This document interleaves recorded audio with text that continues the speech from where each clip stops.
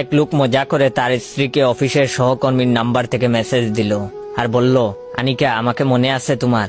খুব স্বাভাবিক উত্তর তার বউয়ের, হ্যাঁ তুমি সজীব না? লোকটি বলল, না আমাকে চিনতে পারলা না তুমি? আনিকা নামে শুধু তোমাকে আমিই ডাকতাম। তখন তার বউ বলল, রাফিন তো, কি খবর তোমার? বিয়ে টিয়ে করছো? তুমি তো বিয়ের পাগল ছিলা। লোকটা চমকে গেল আর বলল, কি যে বলো আনিকা, রাফিন হতে যাব কেন? তুমি আমাদের মুহূর্তগুলো ভুলে গেলে? আমরা কক্সবাজার গিয়েছিলাম, মনে নাই? তখন তার বউ বলল, আগে বললেই পারতে, তুমি নাহিত তো, তোমার নাক ডাকার অভ্যাসটা গেছে। লোকটা নড়ে চড়ে বসলো। তাদের পারিবারিক বিয়ে। তার বউ বলেছিল সে নাকি বিয়ের আগে কোনো প্রেম করেনি। তারপর লোকটি তার বউকে আবারও পরীক্ষা করার জন্য বলল, আমি নেশাখোর সেই ছেলেটা, সিগারেট ছাড়া যার এক মুহূর্তে চলে না। এবার বলো চিনতে পারছো কিনা?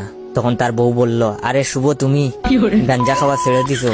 হোটেলের ভিতরে তুমি যেভাবে গাঞ্জা খেয়েছিলে, উফ, আমার মনে হলে গায়ের লোম দাঁড়িয়ে যায়।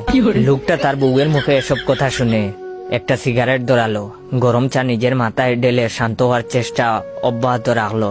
তারপর লোকটা বলল, খুব কষ্ট পেলাম আনিকা, তোমাকে সব সময় নামি দামি মেকআপ বক্স উপহার দিতাম, কেনাকাটা করে দিতাম প্রতি সপ্তাহে। তখন তার বউ বলল, মনে পড়েছে আসিফ, তুমি এখনো কেমন যেন রয়ে গেছো। কি অবস্থা তোমার, বিয়ে করছো? লোকটা চোখের পানি ধরে রাখতে পারলো না, কান্নায় ভেঙে পড়লো। তখন বলল, হ্যাঁ করেছি বিয়ে, কিন্তু আমি আসিফ না, তোমার হতভাগা জামাই। বলেই বাড়ির দিকে রওনা দিল। মিথ্যা বলার কারণে বউকে গিয়ে মারবে। বেশি দূর না, অফিস থেকে বাড়ির দূরত্ব।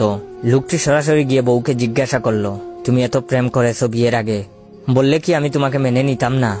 বউ উল্টো জাড়ি দিয়ে বলল, তোমার ফোন বাড়িতে রেখে গেছিলা কেন? এটা হচ্ছে ভিডিওর প্রথম পার্ট, দ্বিতীয় পার্ট আরো মজার হবে।